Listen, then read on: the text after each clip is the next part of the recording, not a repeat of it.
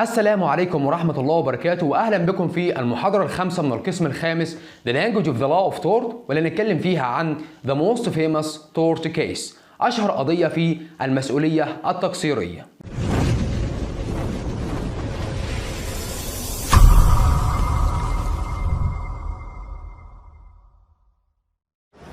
الواقعة باختصار جدا، في واحدة اسمها ميسيس دونيهيو كانت في كافيه مع شخص صديق ليها، فصديقها أو صديقتها دي طلبت مشروب ودفعت ثمنه. المشروب ده كان مشهور في الوقت ده. المشروب ده كان من صنع السيد ديفيد ستيفن سون. المهم صديق أو صديقة ميسيس دونيهيو بتصب بقية المشروب في كوب تاني، اتضح إن فيه بقايا قوقع فاسدة في المشروب.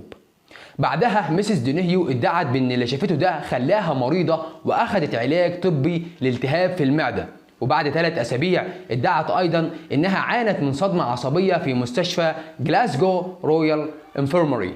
فبيقول لك ان صديق او صديقه ميسيس دونيهيو كان من الممكن ان تقاضي صانع المشروب اللي هو ديفيد ستيفن سون، لان كان في عقد بينهم واللي تم انتهاكه من قبل صانع المشروب.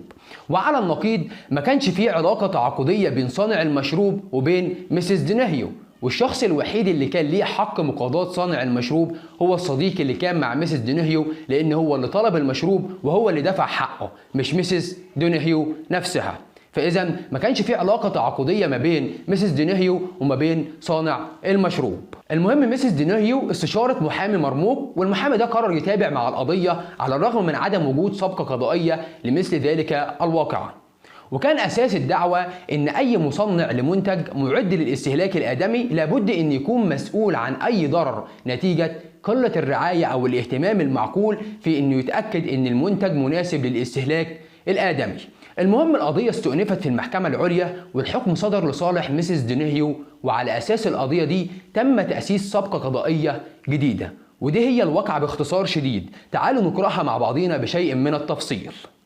There is a particular case that almost every lawyer in every common law system in the world is familiar with.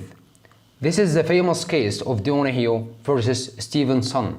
The facts of the case are as follows. On the 26th of August 1928, Mrs. May Donahue of Glasgow left her home to make the short journey into Paisley, a neighboring town. Upon arriving in Paisley, Mrs. Donahue met a friend at Minchella's Cafe at Forestwell Meadow Street. Her friend ordered and paid for a beer, an ice cream, and a bottle of ginger beer, which is a drink that was very popular at that time.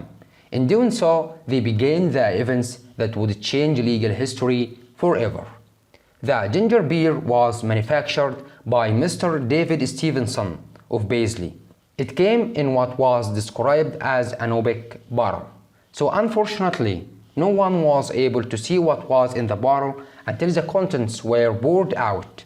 The cafe's proprietor, Mr. Francis Minchella, poured part of the ginger beer onto Mrs. Donahue's ice cream to make what is known as an ice cream float.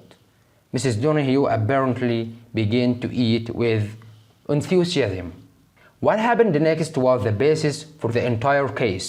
It is said that when Mrs. Donahue's friend was pouring out the rest of the contents of the bottle into a glass, he or she saw floating out of the bottle what seemed to be the partly decomposed remains of a snail. Mrs. Donahue claimed she was made ill by what she had seen. Certainly, she had medical treatment from her doctor 3 days later for gastroenteritis, and again 3 weeks later on the 16th of September 1928 at the Glasgow Royal Infirmary. She also claimed that she had suffered from nervous shock. If it had been Mrs. Donahue's mysterious friend, he or she was never named, rather than Mrs. Donahue herself, who had suffered the effects of the ginger beer, then the legal world probably have heard nothing about it. The friend could have sued Mr. Minchella because there was a contract of sale between them, of which Mr. Minchella was clearly in breach. However, there was no contractual relationship between Mr. Minchella and Mrs. Donahue. The only person she could possibly sue was David Stevenson, the manufacturer of the ginger beer. The question was, On what grounds? Mrs. Donahue was advised by a remarkable solicitor, Walter Leachman of Leachman & Co., Glasgow. Mr. Leachman decided to proceed with Mrs. Donahue's case, even though there was no legal precedent for such an action. The basis of the claim was simple. It was that any manufacturer of a product intended for human consumption must be liable for the consumer for any damage resulting from a lack of reasonable care to ensure that the product is fit for consumption.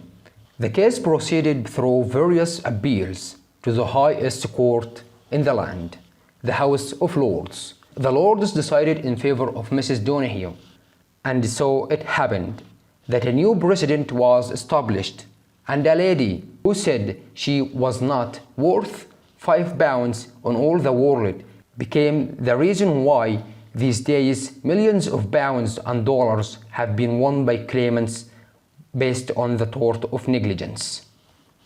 وبكده نكون انتهينا من فيديو النهارده. القاكم على خير باذن الله في الفيديو الاخير من القسم الخامس، واللي هنتكلم فيه عن اهم الكلمات والمتلازمات اللفظيه وحروف الجر الخاصه بالقسم الخامس The Language of the Law of Tort. دمتم بخير.